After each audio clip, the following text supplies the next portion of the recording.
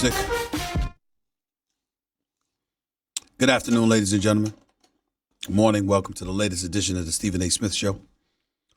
Coming at you as I usually love to do every weekday over the national airwaves of ESPN Radio and ESPN News. 250 plus markets across the United States of America. Check your AM, FM listing nearest you, plus ESPN Radio at Sirius XM Channel 80, plus ESPN Radio simulcast over the live national television airwaves of ESPN News. Number to call up as always is 888-SAY-ESPN. That's 888-729-3776. The Stephen A. Smith Show is being brought to you by mycomputercareer.edu. Training for a better life. It's time for Straight Talk, brought to you by Straight Talk Wireless. Let me just be very, very clear. I'm having a disgustingly bad morning. I am not happy. To put it mildly, I am having a very bad day.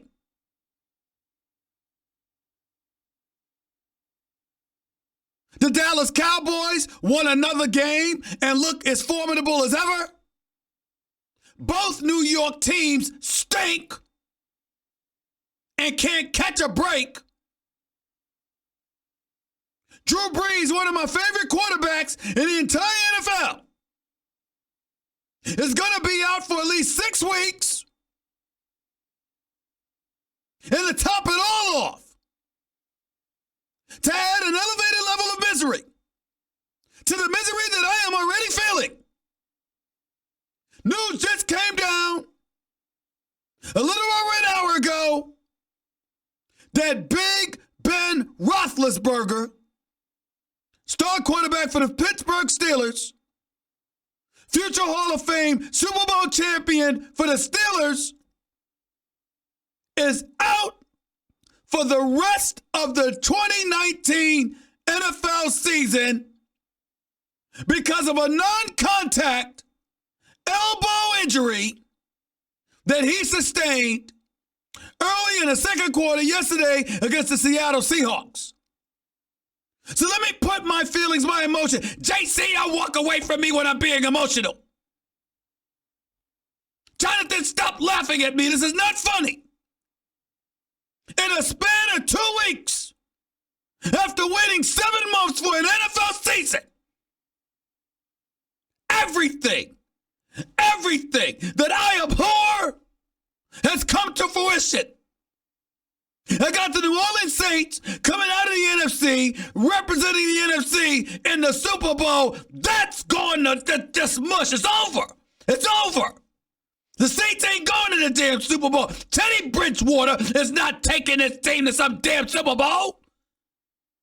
He'll probably lose enough games where Drew Brees will come back, come to the rescue, guide them to the postseason, but they don't have home field advantage. And as a result, the NFC Championship game, or the playoffs by that matter, probably won't be at the Mercedes-Benz Dome, which means that Drew Brees and the New Orleans Saints ain't going to the Super Bowl. The Dallas Cowboys are 2-0. Got Dak Prescott against the Giants, and the Redskins looking like the second coming of Joe Montana. And the way they're rolling, and as weak as the Giants and the Redskins look, they'll probably coast to the playoffs, have home field advantage, and a bunch of cockroaches known as their fans, Dallas Cowboy fans I'm talking about here, they'll walk around to about, we're going to the Super Bowl this year, right? And they'll actually have a chance of being right for a change for the first time in 25 years. Which is the very bane of my sports existence. Listening to them trolls, because that's what they are. If cockroaches is too harsh of a term to call Dallas Cowboy fans, at the very least they're trolls.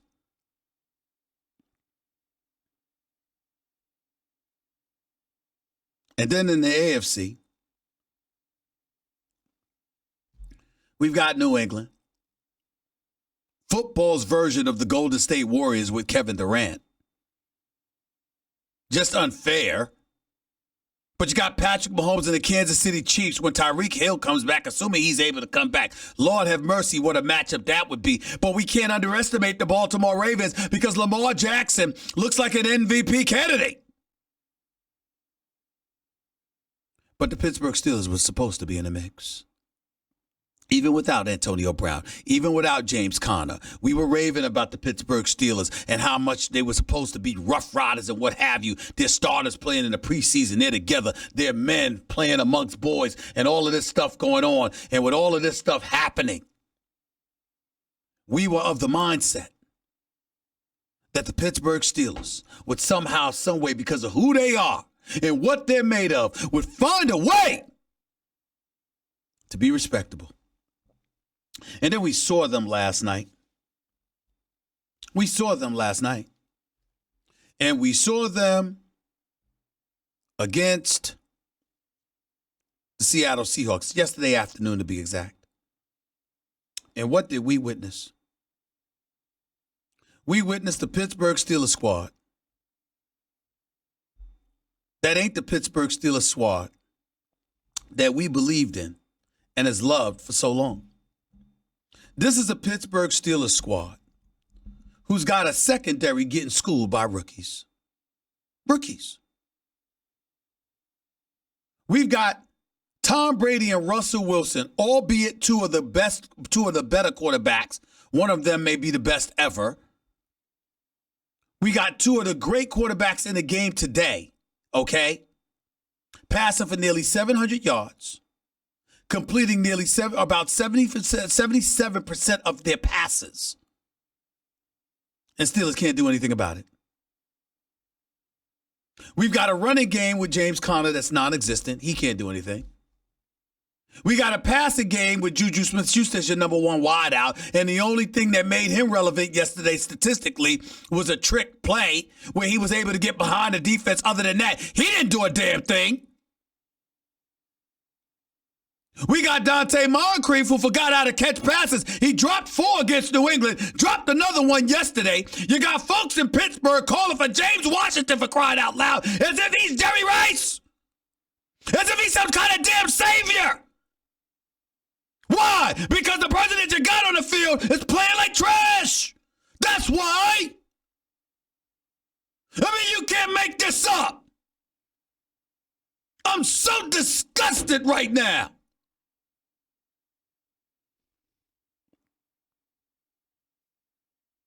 And then my reprieve, being a native New Yorker, having this show based in New York, having guys like my man JC and Jonathan and others sitting here with me, all hanging out in New York. All of us hanging out in New York. And what do we have to look forward to? A Giants team that really isn't a team. They just got Saquon Barkley. And the future of Daniel Jones to look forward to. There's nothing else to look forward to. We all know that the Giants are not good.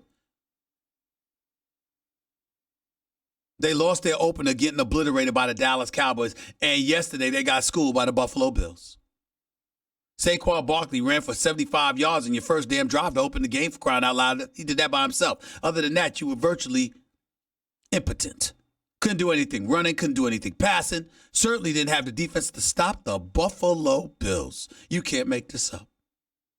And oh, by the way, I got a Monday night game to look forward to tonight where the Jets are going against the Cleveland Browns. The Cleveland Browns team that got embarrassed in week 1, lost 43-13 on its own home field.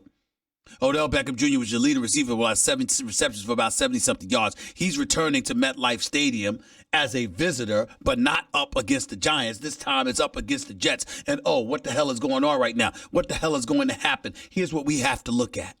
Baker Mayfield's hungry. Njoku's hungry. Jarvis Landry and Odell Beckham Jr. damn sure hungry.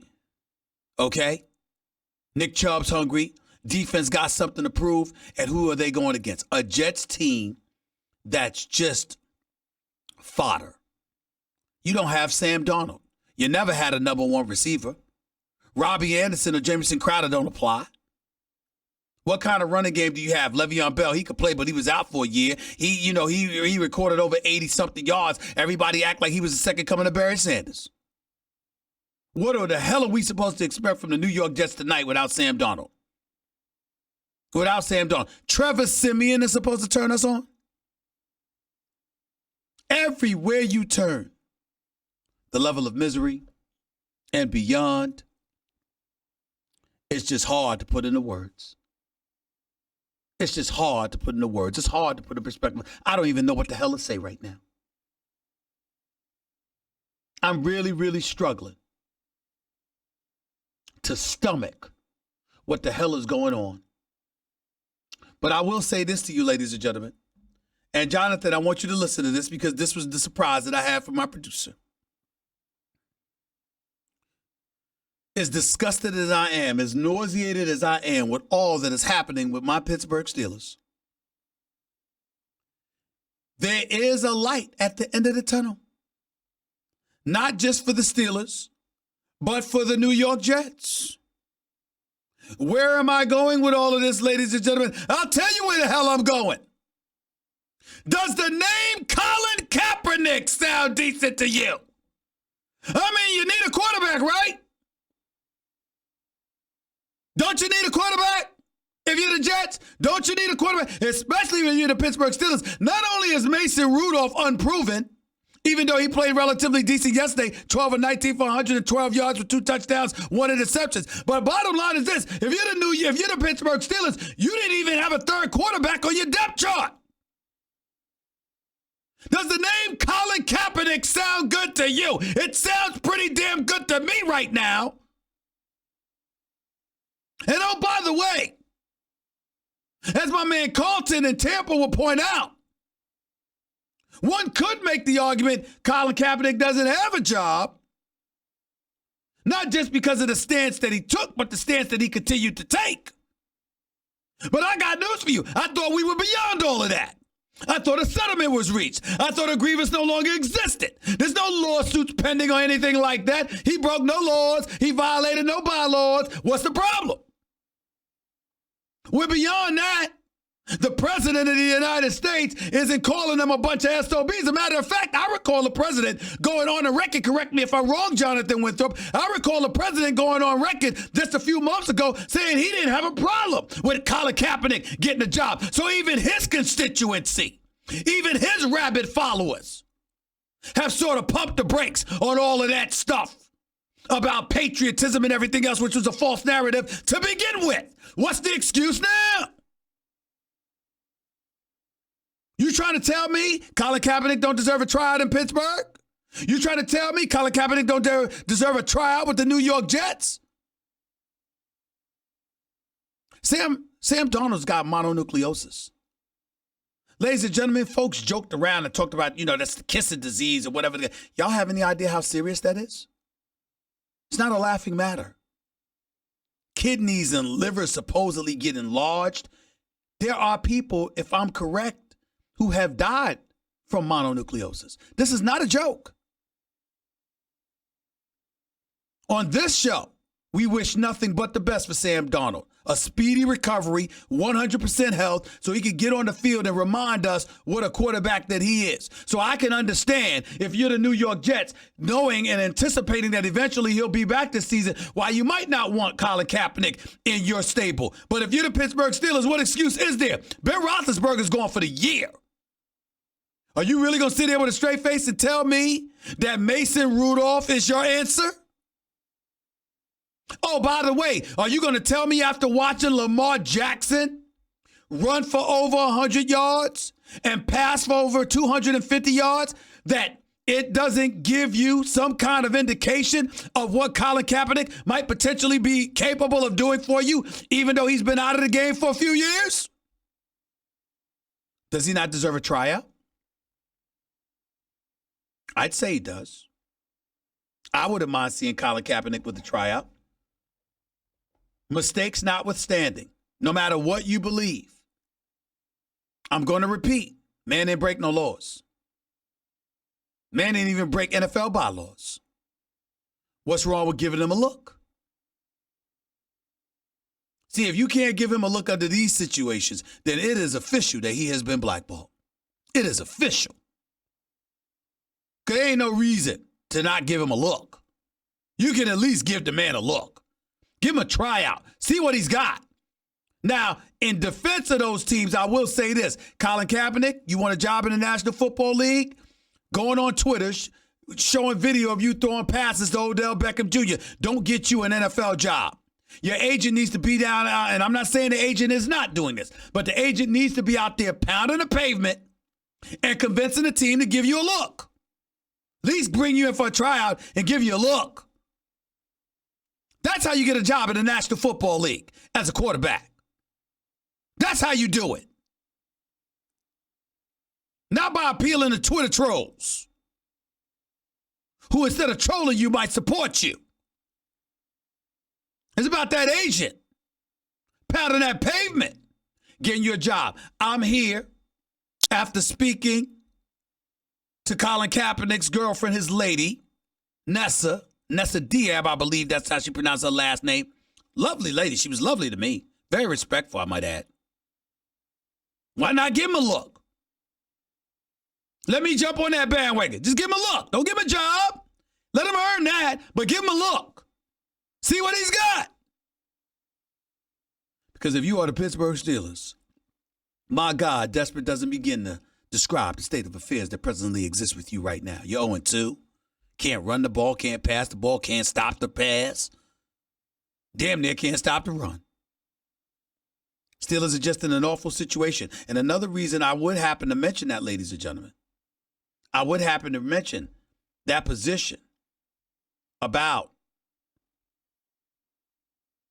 Colin Kaepernick. I would remind y'all that Dan Rooney,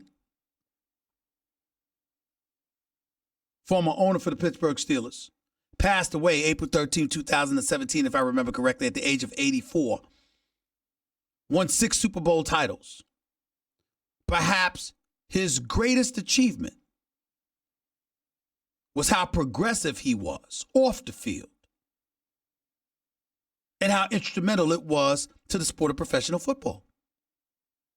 It was Mr. Rooney who was instrumental in implementing the policy that has helped open doors to NFL head coaching and top management positions for African Americans and people of color. The Rooney Rule, remember that? Established in 2003. No doubt needing improvements, certainly needs to be modified. But it did require NFL teams to at least interview at least one minority candidate for open head coaching and general manager positions. Chris Gray in Miami, Brian Flores in Miami. As pathetic and atrocious as that franchise is at this particular moment in time, clearly in an attempting to rebuilding. Just break everything down and ultimately build it up. The Miami Dolphins, as we speak at this particular moment in time, Brian Flores just got there, has nothing to do with this. But it might be the worst football team we've ever seen in history. It might be the worst NFL team we have ever seen. I've seen NFL teams this bad in November, December. I've never seen an NFL team start off this damn bad. Not only do they stink, they act like they don't want to play. They playing near South Beach and still don't want to be there. They're playing in a state for a football team in a state where there's no state income tax and still don't want to be there.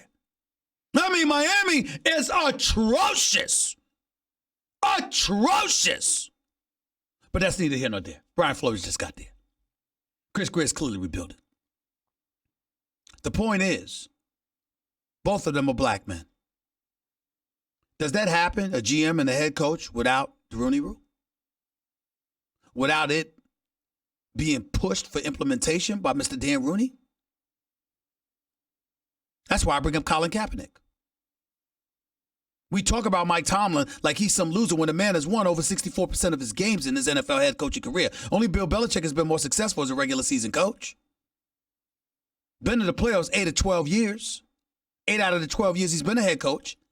That's more than Sean Payton. We don't bring that up. He's got Super Bowl ring, 2 Super Bowl appearances. Sean Payton's got 1 Super Bowl appearance and 1 Super Bowl ring. Sean Payton's been in an NFC Championship game 3 times. Tomlin has been to an AFC Championship game at least 3 times. We don't talk about Sean Payton being fired. So I would say to all of you, I'm not pleased with what I see from Pittsburgh. I'm certainly not pleased with what I see from Tomlin right now.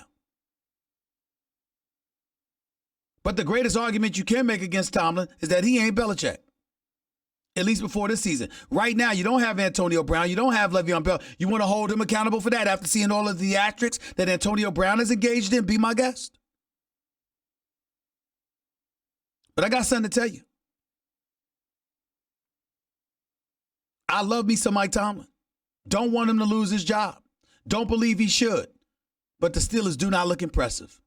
And to know that you didn't have Antonio Brown, and to know that you didn't have Le'Veon Bell, and to know this entire offseason that you weren't going to have them, and to look as pathetic as the Steelers have looked thus far, is incredibly disappointing. Here's their argument. They played against New England and Seattle, the reigning defending Super Bowl champions, and one of the better teams in the NFL with one of the great quarterbacks in the NFL. It ain't like they lost to some scrubs. I just don't see things getting much better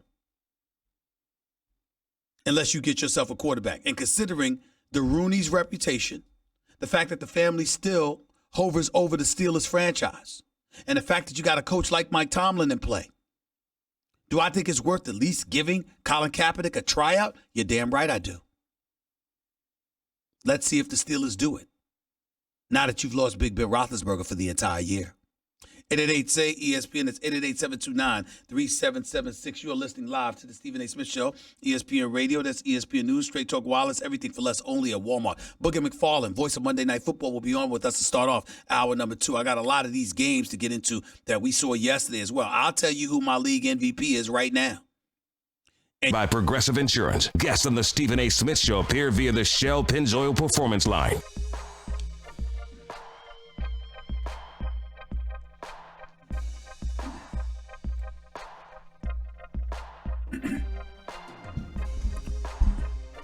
If you missed any of my opening segment, go check it out on demand in the Stephen A. Smith Podcast, brought to you by the Capital One Quicksilver Card. Earning unlimited 1.5% cash back on every purchase everywhere. Hey, what's in your wallet? Also, ESPN Radio is presented by Progressive Insurance. Pick from a range of coverage options with the Name Your Price tool to find a price that works for you. 888-SAY-ESPN. It's 888-729-3776. 31 minutes past hour number 1. Back here on the Stephen A. Smith Show, ESPN Radio, ESPN News. Listen, before I get to the calls, I need to revisit something that happened on my television show, First Take. It airs every weekday morning from 10 a.m. to noon Eastern Time, 7 to 9 a.m. Pacific, right here on ESPN television. And it involves Tim Tebow, Heisman Trophy winner, 2-time national champion, now a college football analyst extraordinaire for ESPN. He came on First Take, and he comes on at First Take every Friday, during the college football season. And he made a lot of head waves during his appearance on First Take Friday, because Tim Tebow is not a supporter or an advocate of college athletes being paid. If you recall, the state of California made news the other day. Their Senate, by a vote of 39-0, their state assembly, by a vote of 73-0, voted in favor for pay-for-play legislation that would allow collegiate athletes to make money off of their likeness, receive endorsement deals, things of that nature. And other states in the United States of America are expected to follow. Not all, but some. Nevertheless, people like myself, Max Kellerman, others are clearly in support of that, along with a bevy of African-American former athletes, NFL analysts, pundits, things of that nature, collegiate, folks that used to play collegiately, whether it be basketball or football, which is predictable. Well, Tim Tebow was not one of those people. Tim Tebow has absolutely no problem with individuals being supported or receiving some kind of support. But he didn't want to go as far as, quote unquote, paying the players, because he is an individual that is in favor of holding on to that amateurish tag, that tag of amateurism. Tim Tebow used an analogy talking about he was in college. He was a star in college. He was ultimately winning national championships, competing for national championships, winning a Heisman Trophy. At one point in time, his jersey was the number 1 selling jersey in the nation, and he never received a dime of it. School administrators did, the NCAA did, BCS, whomever you want to point the finger at. And he had no problem with it, he said. And as a result of that position, he was raked through the coals all weekend long. Millions upon millions of people chimed in, going off about Tim Tebow. And I want to sit up here and say this. Y'all need to stop. Y'all need to stop right now. I don't agree with Tim Tebow's position per se. As an African American, I have a different perspective. But that does not mean that I don't respect his position. He doesn't have a problem with amateurism. He's in love with the authenticity associated with amateurism. He pointed out how you have stadiums that seat over 100,000 and it's filled to capacity because people love what he alludes to being the purity and the sanctity of a sport. If you disagree with that, that's okay. But to turn around and castigate this man and to bring race into the equation as if he's some no good you know what, shame on y'all. Now, Tim Tebow ain't the type of person that'll tell you to go to hell. I am. Because that's ridiculous. And by the way, know your background, know his background before you talk about it. People that talk about him coming from a privileged position. Do your research on Tim Tebow's background. Privileged is not what I would describe his background to be. You don't know what you're talking about when it comes to him. If you want to disagree with his position, whatever happened to saying why? And leaving it at that. See, that's the problem that we're living in today's day and age. It's not enough to disagree with somebody. You have to question their agenda and you have to excoriate them and castigate them and rake them through the coals just because their position is different than yours. But we call ourselves in the Mosaic. We brag about this being the United States of America and freedom of speech. But somebody disagrees and you can't just make an argument explaining why your point would disagree with theirs. Instead, you have to castigate this man. It's unnecessary and it's uncalled for. I want to reemphasize. I don't agree with Tim Tebow's position totally. But he made a profoundly strong argument on his own behalf, not to mention the fact that I thought it came from the right place. I just disagree with him.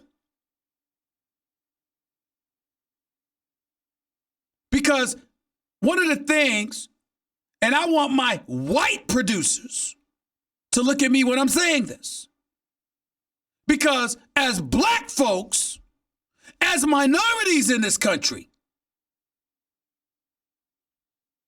we need to address something that's very, very important.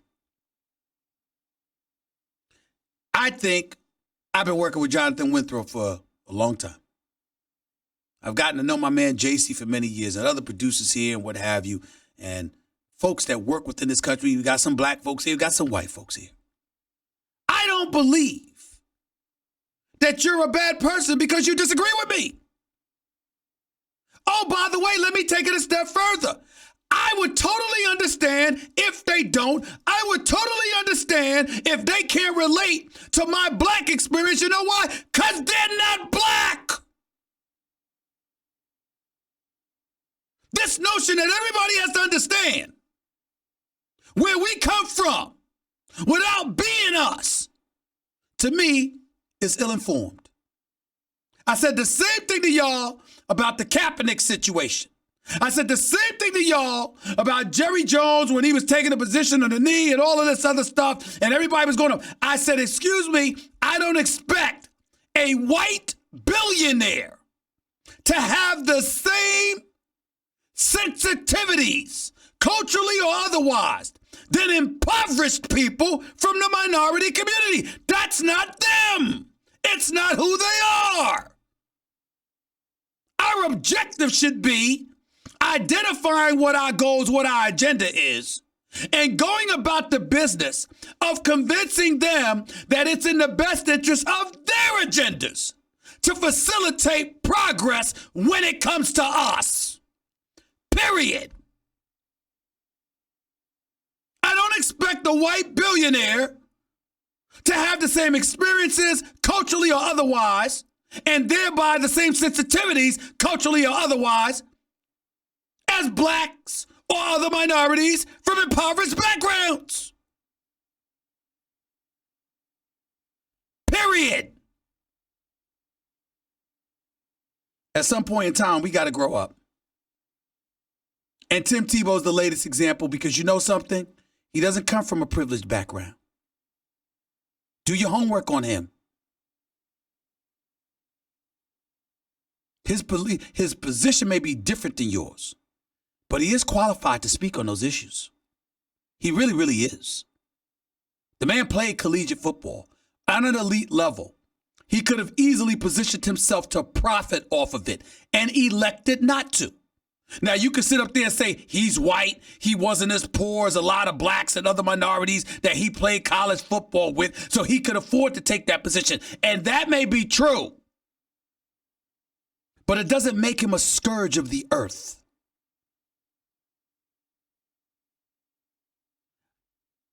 I'm 51 years old. I've been around for a little bit. I'm not gonna lie to y'all. I'm much nicer than most of you realize, but I don't like too many people. I damn sure don't trust most. I just live my life and be on my way. There are very, very few people whose character I think most people can stand on a platform and rave about. Tim Tebow's one of those people. I'll never deviate from my position. He couldn't throw the damn football. Didn't belong to be a quarterback in the NFL, period. That's about the only thing I can say about him. One of the nicest human beings you'll ever meet in your life, whose soul and conscience is in the right place. Y'all can disagree until the cows come home, and that is your right. I disagree with him. But he didn't deserve to have his character stained and attacked all weekend long the way some people elected to do, just because he had a position that may have been different than yours. And those who did that to him should be ashamed of their damn selves. You really, really should. He truly deserved better than that. He really did. 888-SAY-ESPN. That's 888-729-3776. To your phone calls before Booger McFarland comes on to start off hour number 2. You're listening live to Stephen A. ESPN Radio, ESPN News. Back with Morning Minute. Here's the Select Quote term life insurance difference. Most companies give you one option, one policy, one rate. But Select Quote shops and McFarland, voice of Monday Night Football. He'll be up with yours truly next. From coast to coast, the Stephen A. Smith Show starts right now.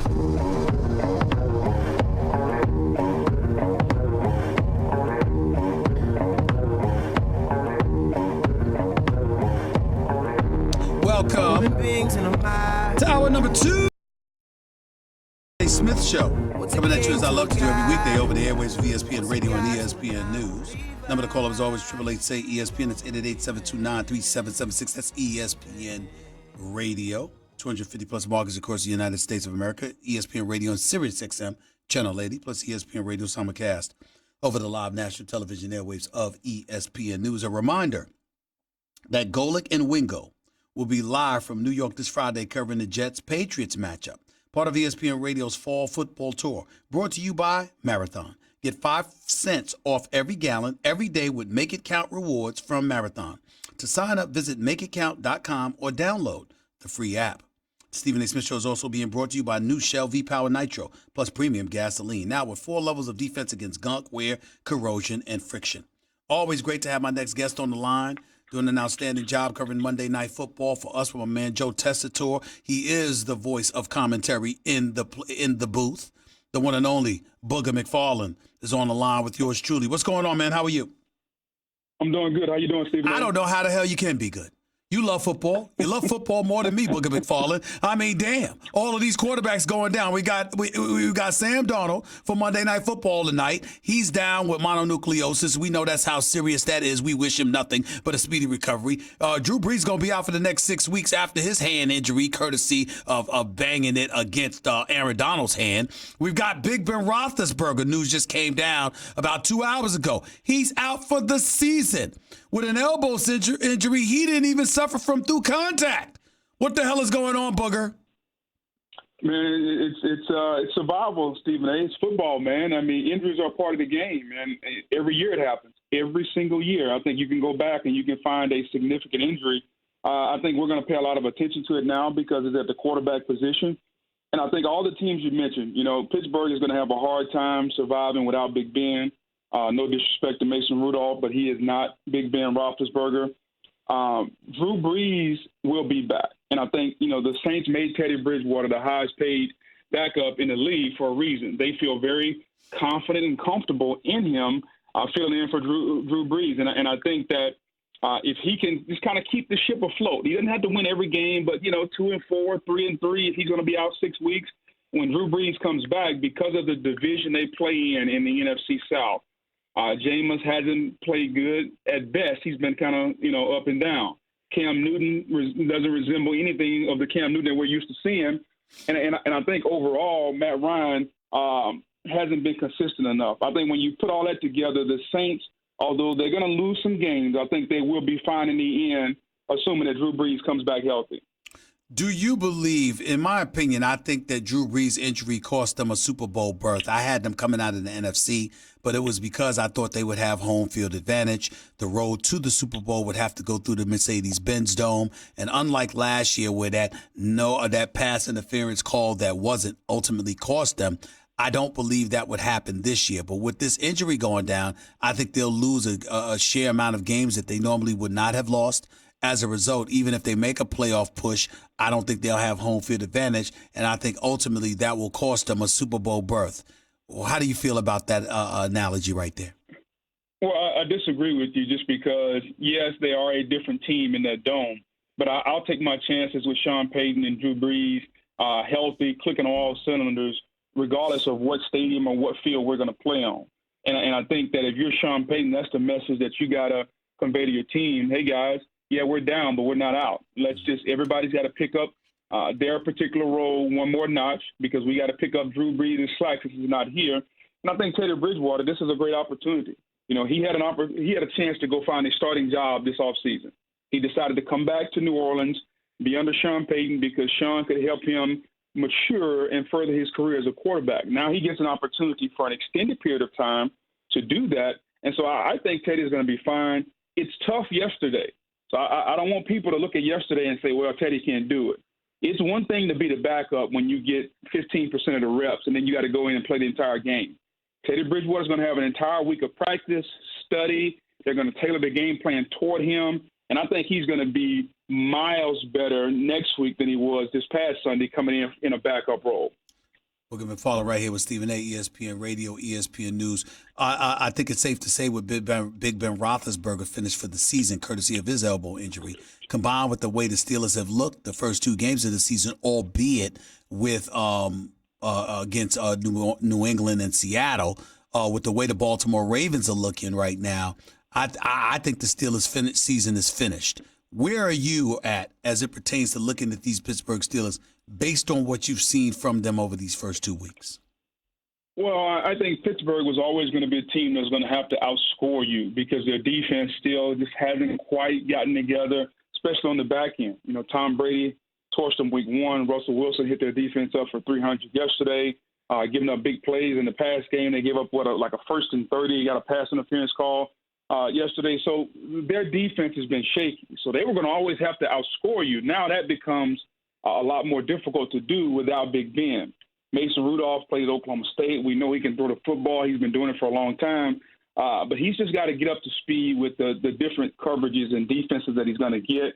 Juju's going to have to step up. James Conner's got to step up. Everybody's got to do a little bit more when the backup quarterback is in there. So it was always going to be an offensive team until late in the season.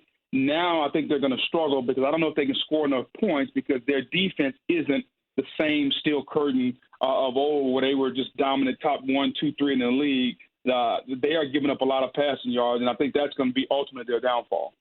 Booger McFarland, tonight is Monday Night Football. The New York Jets won't have Sam Darnold.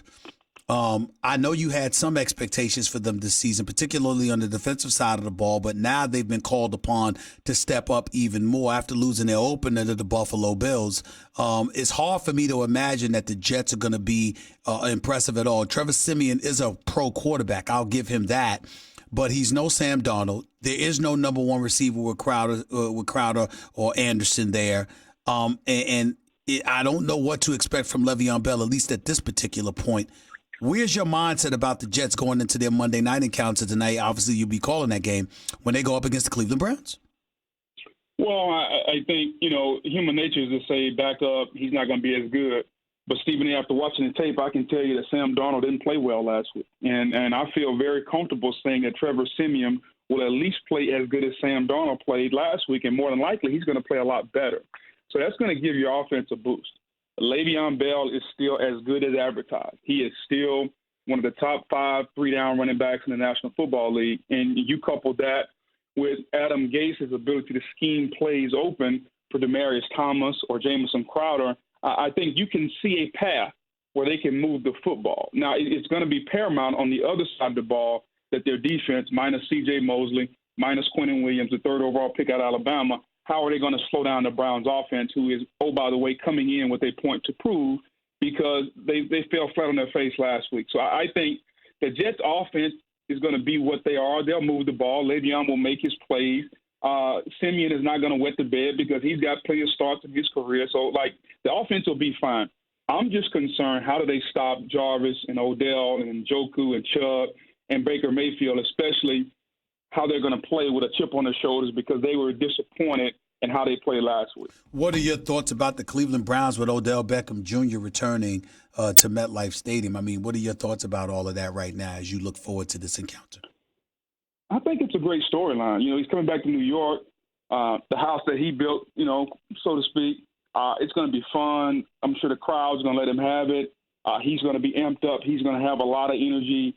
I think it's just one of the storylines. It's just like the watch. Everybody's making a big deal out of the watch, and I always tell them, I don't care what you wear. As long as the NFL says it's within the rules, you can wear what you want to wear. Odell is what you call, and I've heard you say it before, he's box office. So anything that he says or does is going to become a story, and he's got to realize that. And ultimately, when he touches the football tonight, everybody in America is going to think he's going to score.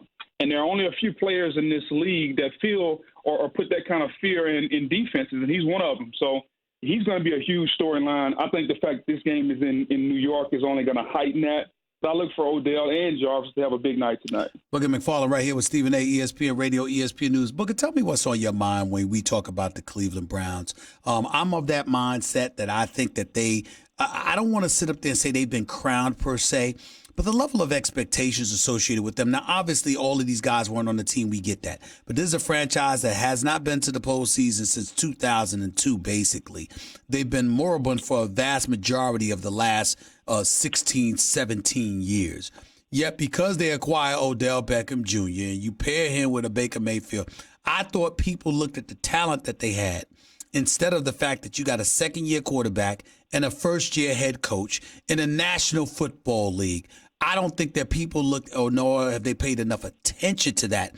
And I think because of that, one could argue they may have been a bit overhyped.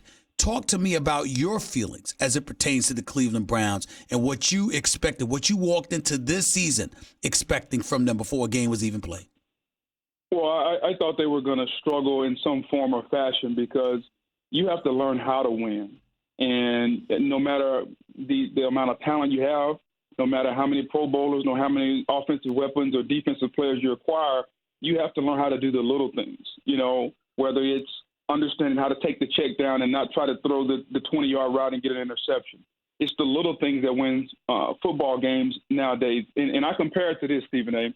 I can go out and buy to Whole Foods or whatever grocery store that you like and get the best ingredients known to man.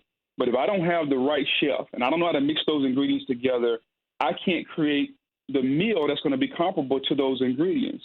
And so I think it's up for Freddie Kitchen to teach his team how to win. They have to understand how to do the little things to win football games. Everybody has talent in this league. And so when I looked at Cleveland, I think they're going to be better the second half of the season than the first. And was I surprised they lost to Tennessee? Sure. Was I surprised the fact that they committed 18 penalties more? Yes, that was to me, because that to me tells me that they're an undisciplined young football team, because personal fouls are selfish penalties. Kicking a guy in the neck, that's a selfish penalty. That's basically saying whatever my prerogative is at that moment supersedes what the team goal is. And I think those things have to be coached out throughout the week. And we'll see if they coach them throughout the week, and we'll see what happens tonight. But Cleveland has talent, but they're just going to have to learn how to do the small things in order for that talent to show on the biggest stage. In a crazy kind of way, the thing that most disappointed me about the Cleveland Browns was Jarvis Landry with the media afterwards, where he was getting upset for somebody asked, "Don't even ask me this question." The guy asked him, it was a perfectly logical question. He was asking, do you believe the lack of activity on the part of some during the preseason hurt y'all in this game? There were plenty of opportunity. There were plenty of times where people had alluded to the Baker Mayfields of the world, Odell Beckham Jr.'s and others, not participating in preseason action nearly as much as they should. And I thought that for the most part, these guys were treated like veterans as opposed to young thoroughbreds who had something to prove. Did you have that feeling at all coming into this season about the Browns? No, I didn't have that feeling, because the preseason now has become a mockery. Nobody wants to get anyone hurt. It's not real football, which is why they're having conversations about doing away with it. That's for an entirely different conversation. What I'll say is that Jarvis's comments were very indicative of what I spoke about earlier. It's a young guy who's super talented. He's frustrated, and they lost in all the expectations. And now I got to deal with the social media. Everybody's saying that we're overrated. I got to deal with all my friends saying, man, what happened to y'all? Like, all the things that go into losing a football game are what young players have to deal with. And fans don't think about that. Fans just think about, man, we lost and, we move on. But these players have to live their lives from the time the game ends until the next game, and all the little things that nobody ever thinks about that comes with it. So that was indicative of a young player that was frustrated. Jarvis is a stand-up guy. He is the anti-diva. I definitely agree with that. That, which is why I was taken aback that he would handle post-game media situations like that. Yeah, that was a little surprise. I think in a private moment he probably regrets that. So, hopefully he learns from it and moves on. I think it was a learning experience for Freddie Kitchens also, because, Freddie hasn't coached an entire season yet.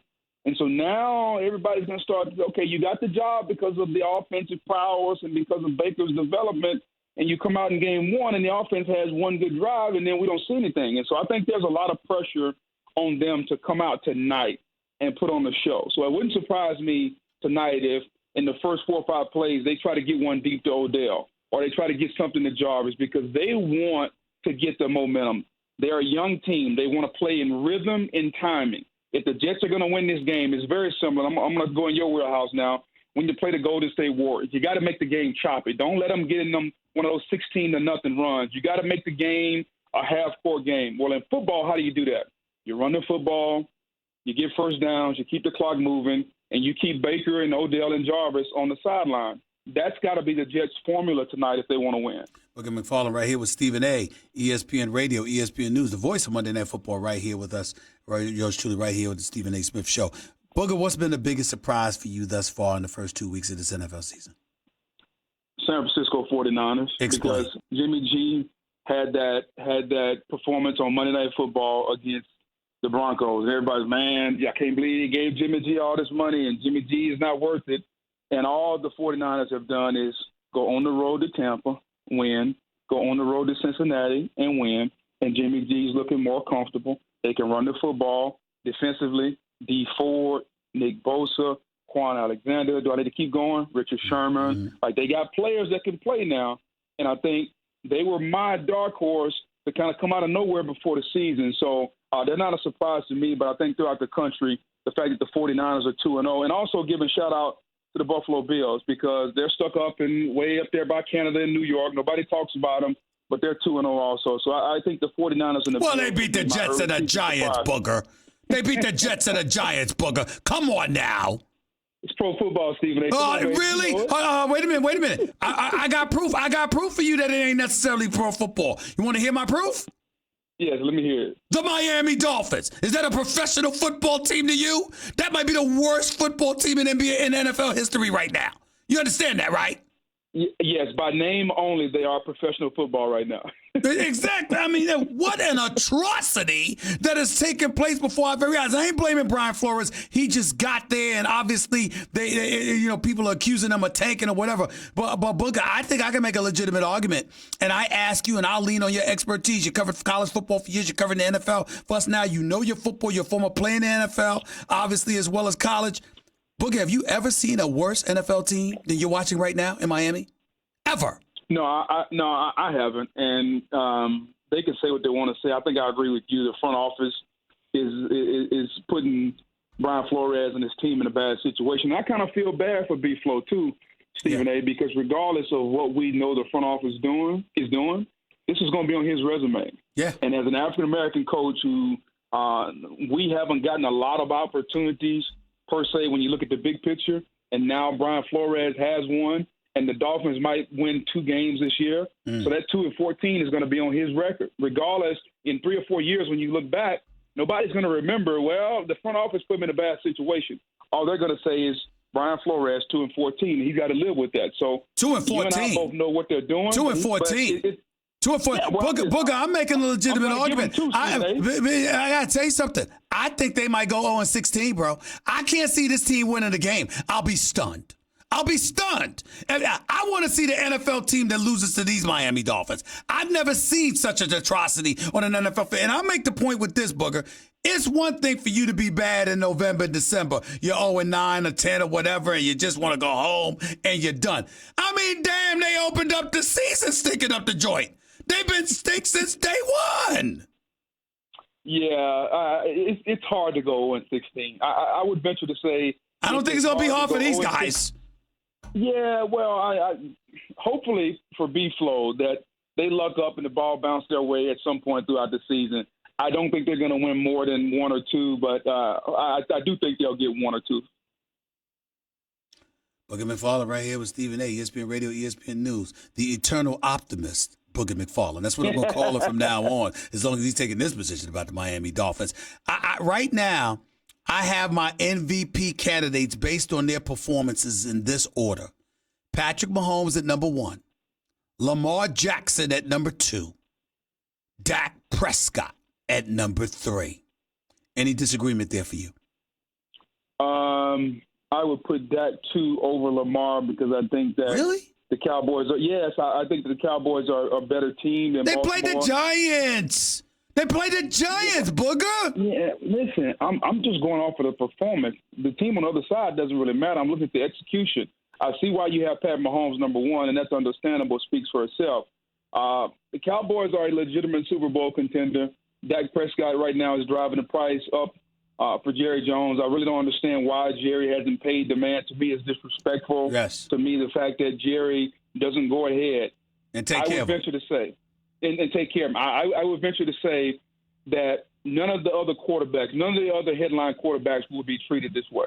I couldn't see I couldn't paint a picture where you have a young quarterback that's playing well, who's basically playing on the last 14 games of his deal, who's not been taken care of. Because what it does is give Dak peace of mind. You can talk about the insurance policy and all the stuff he's got endorsement, but that's not his contract. That's and true. Right now, he doesn't have peace of mind. So the fact that Jerry is still playing little mental gymnastics with his quarterback, I completely disagree with. I will tell you this, too. I stand corrected because I said he played the Giants, completely forgetting that Lamar Jackson played the Miami Dolphins in Week 1. Shame on me. Shame on me, Booger McFarland. And you're absolutely right about that peace of mind. For people out there that don't realize, that stuff matters. When you wondering about your contract status, wondering whether or not you're going to get paid, it makes you look at other people salty, like, you really hesitating to pay me? So I kind of wonder what Dak Prescott, he doesn't give me any impression that he's going to let it fluster him, nor does he give me any impression that he's going to allow his professionalism to dissipate in any way, but I don't blame him. if he's a bit frustrated. Make no mistake about it. Last question, Antonio Brown with the Patriots yesterday. It's hard for me to take anything he's done seriously because they were against the Dolphins. The flip side is that realizing what he can do, not just as a wideout, but in the slot as well, it's something special that could be brewing in New England. And I'm just hoping that they're not the Golden State Warriors with Kevin Durant of the NFL, where we're looking at them and knowing nobody can beat them. That's what I'm hoping for, Booger. What about you? Well, football has a way of humbling and even taking the most talented teams and putting them in defeat. We've seen what happened to the Philadelphia Eagles when they thought they had a dream team. Now, I realize Tom Brady is the GOAT, and this is an entirely different animal. If Antonio Brown can keep his nose clean, come in and work hard, their offense is going to be as unstoppable, if not more, than the Kansas City Chiefs. And I would favor New England because New England's defense is better. And I think those two teams, if they stay healthy, are on a collision course for another AFC championship game. And it doesn't matter where you play it at. Like, that game is going to be one for the ages. I just hope AB gives us something positive to talk about. I'm tired of talking about AB in a negative light because he's one of the young, dynamic players in football. A lot of kids look up to him. And for whatever reason, he just doesn't understand the platform he's on. But oftentimes in life, you don't start to realize that until it's too late. And I hope he doesn't realize it, 5-10 years down the road, the opportunity and the platform that he has now. Booger McFarland, looking forward to listening to you tonight. Call the Jets, Browns, Monday Night Football, buddy. I'll be watching. Thanks so much, my man. Thanks, Stephen A. Appreciate it, buddy. All right, the one and only Booger McFarland right here with Stephen A. ESPN Radio, ESPN News, 888-SAY-ESPN. As always, the number to call up is 888-729-3776. We'll get to your phone calls and more right after this break. You are listening live, so don't touch that dial. It is the Stephen A. Smith Show, ESPN Radio, ESPN News. By the way, when it comes to hiring, you don't have time to waste. You need to get to your short list of qualified candidates fast. That's why you need Indeed.com. Post a job in minutes, set up screening questions based on your job requirements, then zero in on qualified candidates using an intuitive online dashboard. Discover why more than 3 million businesses use Indeed for hiring. Post a job today at Indeed.com/hire. That's Indeed.com. Got to watch out for the cheap shots and the dirty hits. Oh, yeah, they'll beat the Jets, though. They'll beat the Jets. This was a year when Sam was supposed to take the next step. Now, I think this puts not only the Jets' season in jeopardy, I think it puts their evaluation of Sam Darnold's career on hold.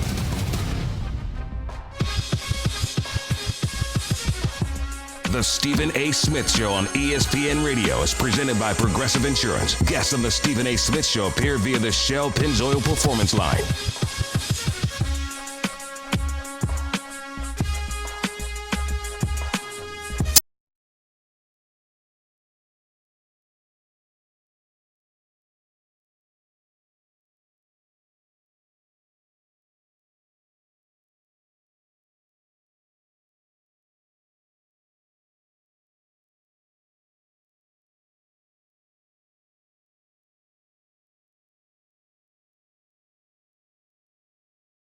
Loyalty program today.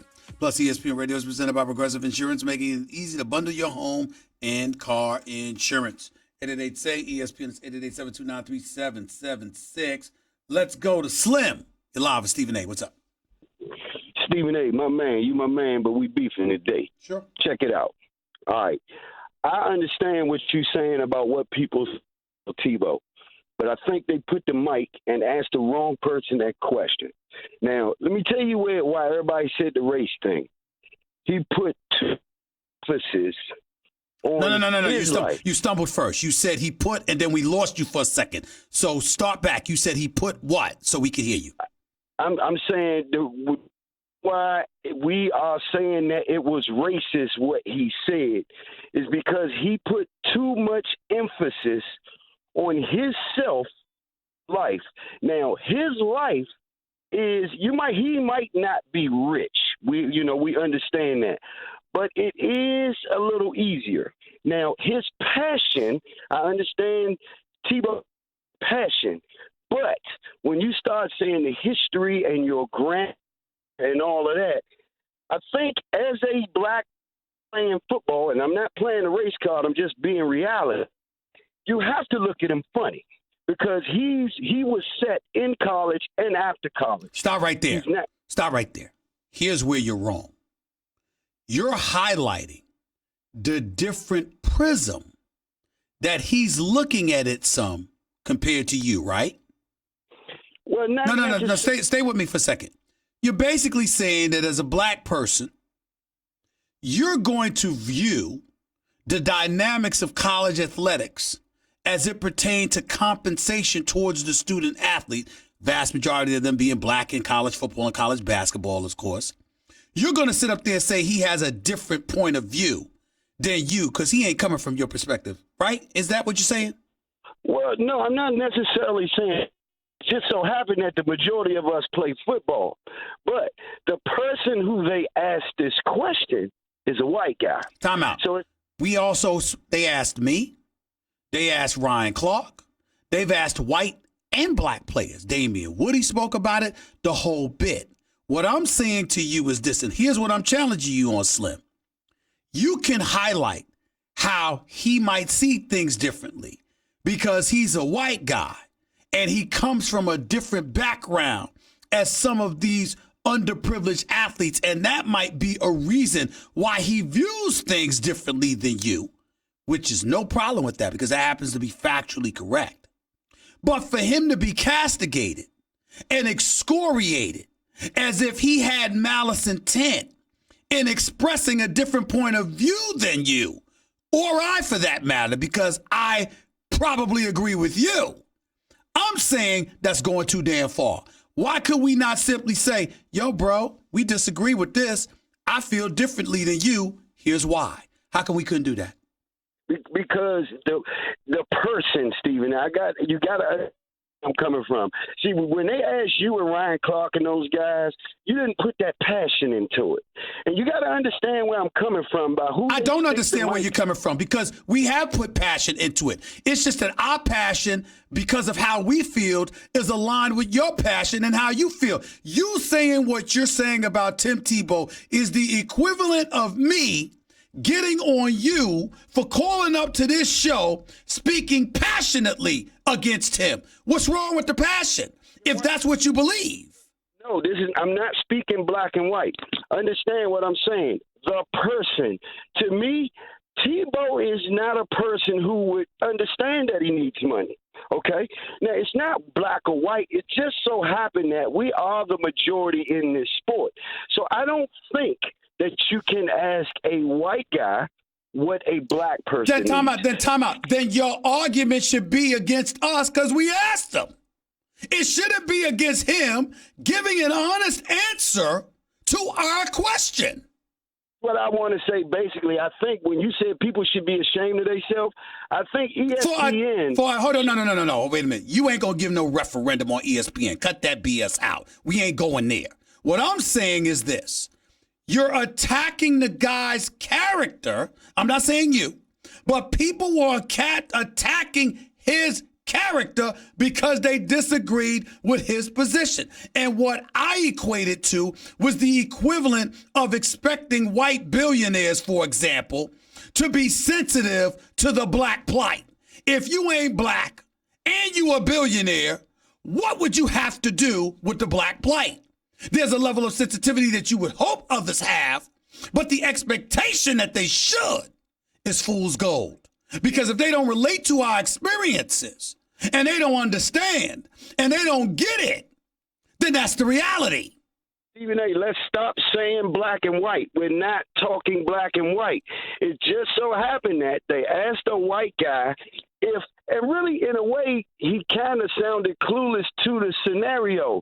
Meaning if you know somebody's making trillions of dollars off of you, okay? But they're not. The money was $1 billion, and that was the NCAA during the March Madness tournament. Other than that, you got Big Five schools having television contracts or whatever. There's plenty of college institutions that ain't making money. But go ahead.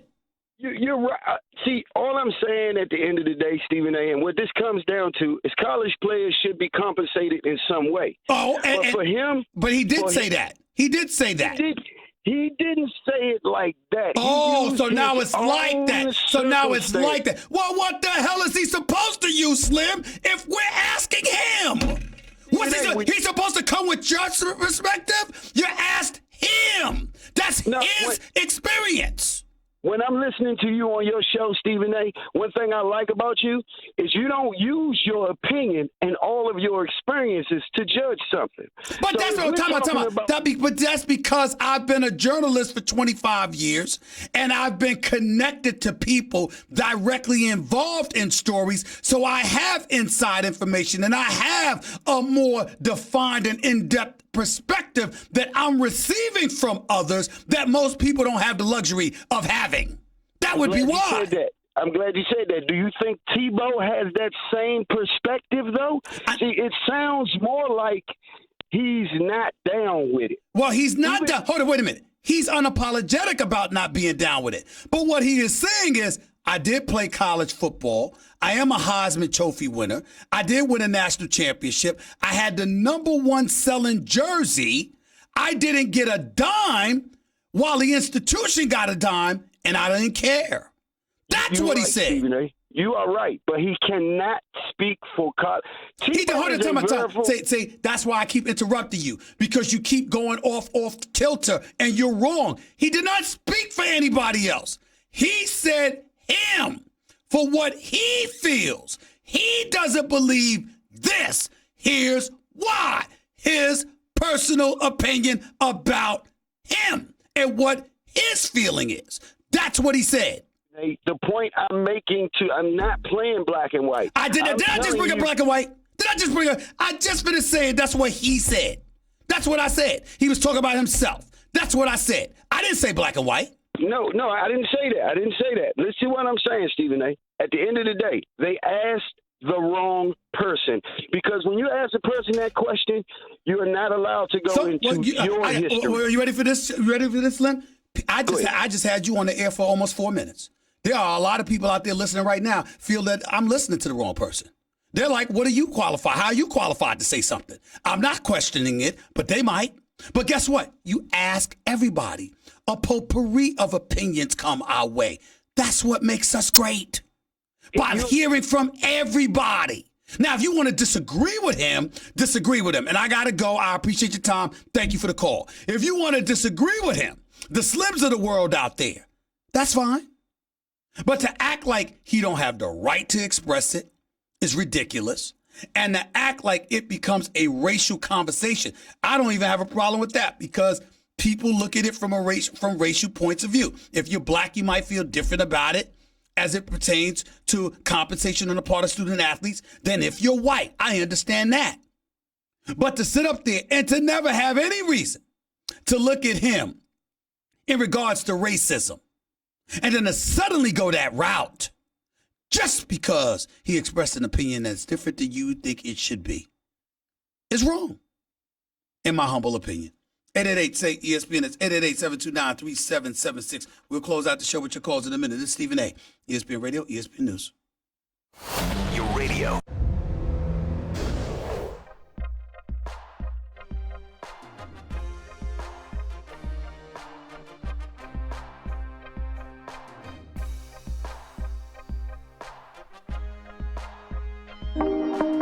The Stephen A. Smith Show on ESPN Radio is presented by Progressive Insurance. Guests on the Stephen A. Smith Show appear via the Shell Pennzoil Performance Line. If you missed any of today's show, go check it out on demand on the Stephen A. Smith Podcast, brought to you by the Capital One Quicksilver Card, earning unlimited 1.5% cash back on every purchase everywhere. Hey, what's in your wallet? Andre, you're live with Stephen A. Real quick, Dre, go ahead. Yeah, thanks, Stephen A. Everybody has a right to their own opinion. Everyone does not have a right to their own facts. Tim Tebow, he won a national championship at Florida. He obviously skipped more than a few economics classes, because this man is up here talking about authenticity, realness, and passion in two multi-billion-dollar industries. Let's break it down. Coach K would be the third highest-paid coach in the NBA. Okay, if he was in the NBA, man makes close to $10 million a year. Is he getting that bread if Zion and RJ and Stop right Cam? there. Stop right there. Let me help you with your argument here. Tim Tebow, we both disagree with him. But you're acting like he's ill-informed. He's not. He just doesn't care. And what I mean by that is he's aware that college coaches get money.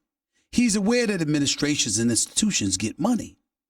he harbors the personal belief that student athletes should be supported, should be compensated in some capacity, but shouldn't be paid.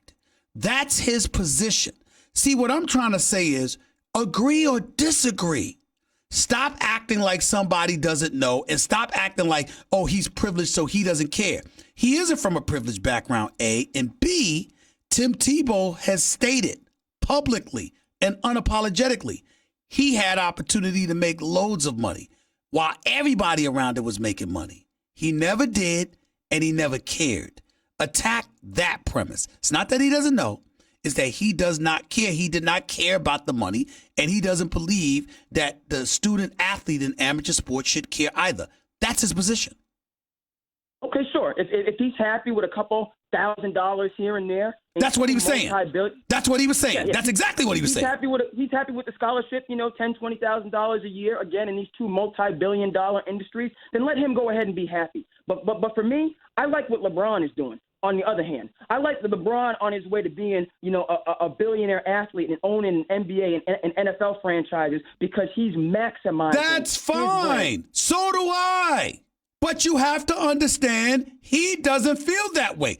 And biblically, when we talk about what good is the world, what good is a man who profits the whole world but loses his own soul, that's where he comes from.